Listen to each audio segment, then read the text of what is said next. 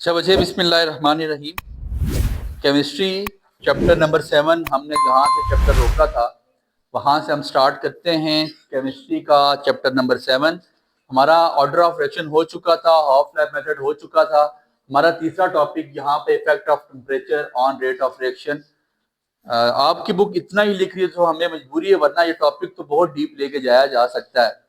बस जितनी बात आपको लिखवाएंगे आपने उसको इतनी ही बातें लिखनी है, इससे ज्यादा आपने कोशिश करना है ना करें। ठीक है बच्चे, लिख ले अपने पास आइदर रिएक्शन विल बी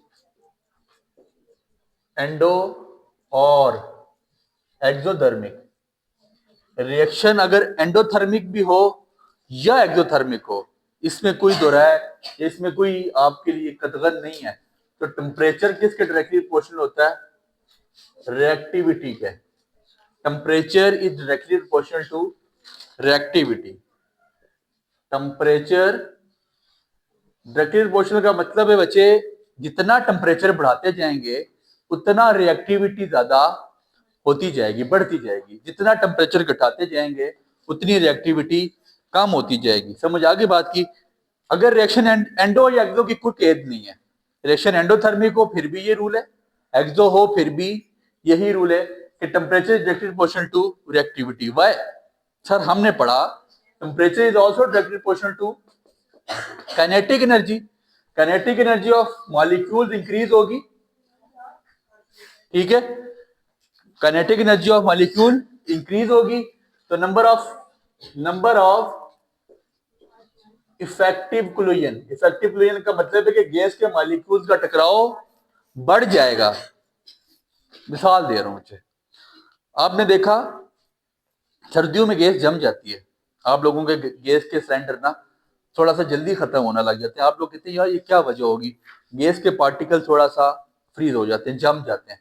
फिर हम उसको हीट देते हैं ना, तो गैस को जरा हीट पे रखें तो आप देखेंगे कि आपकी चूल्हे की गैस बहुत तेजी फ्लो के ऊपर आ रही है। दैट मीन्स कि टेम्परेचर काइनेटिक एनर्जी के डायरेक्टली प्रोपोर्शनल। टेम्परेचर बढ़ा रहे हैं तो kinetic energy of the gas बढ़ती जा रही है। वो क्यों बढ़ रही है? कि नंबर ऑफ इफेक्टिव कोलिजन बढ़ा है। अंदर गैस के मॉलिक्यूल्स आपस में रैंडमली टकरा रहे हैं, तेजी तेजी में टकरा रहे हैं, जिसकी वजह से वो जल्दी आपके पास ऊपर पहुंच रही है। ऐसे ही है। और नंबर ऑफ इफेक्टिव कोलिजन बढ़ने की वजह से क्या होता है बच्चे? सुनिएगा, maximum reactants converted into product. Maximum चीज बहुत जल्दी प्रोडक्ट में कन्वर्ट। सादी सी मिसाल ले लें, हल्का फ्लेम लें, चाय चूल्हे पे चढ़ा दें, टाइम लेगी। जैसे जैसे फ्लेम को बढ़ाएंगे रेट ऑफ रिएक्शन, मिसाल चूल्हे की उसकी चाय लेते हैं, टेम्परेचर 0 है, आपने छोड़ा जी खुद चाय बन जाए, सूरज पे छोड़ दिया, नहीं बन रही। टेम्परेचर बढ़ाया, चाय के बढ़ने का रिएक्टिविटी ऑर्डर बढ़ता गया, चाय तेजी से। वजह क्या थी? कि kinetic energy of the molecules. उसकी क्या वजह थी? कि नंबर ऑफ इफेक्टिव कोलिजन्स। उसकी क्या वजह थी? कि फिर जब इफेक्टिव कोलिजन बढ़ जाता है, टकराव बढ़ जाता है, तो मैक्सिमम रिएक्टेंट कन्वर्ट किस में हो जाते हैं? प्रोडक्ट में। समझ आ गई बात की? रिएक्टिविटी टेम्परेचर किसके डायरेक्टली प्रोपोर्शनल है? रिएक्टिविटी के। इस सिलसिले में आपकी बुक यहां से आगे तो खामोश है, लेकिन जब हम पंजाब की बुक पढ़ाते हैं तो उसमें एक आर्हेनियस इक्वेशन के नाम से एक इक्वेशन है, और हम बड़ी ब्रीफ करके उसको पढ़ाते हैं। Arrhenius equation.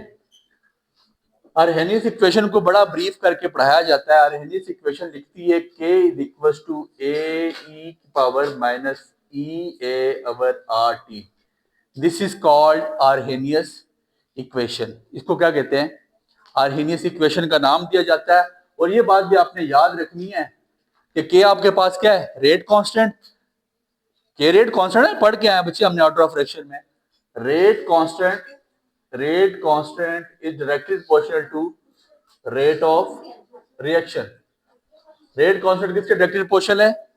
Rate of reaction के। जितना रेट कांस्टेंट ज्यादा होगा उतना रेट ऑफ रिएक्शन, उतना जल्दी चीजें प्रोडक्ट में कन्वर्ट होना शुरू हो जाएंगी। ये जो मैंने लिखी है ना आर्हेनियस इक्वेशन, इसमें K क्या कहलाता है? K is called rate constant. K को क्या कहते हैं? Rate constant.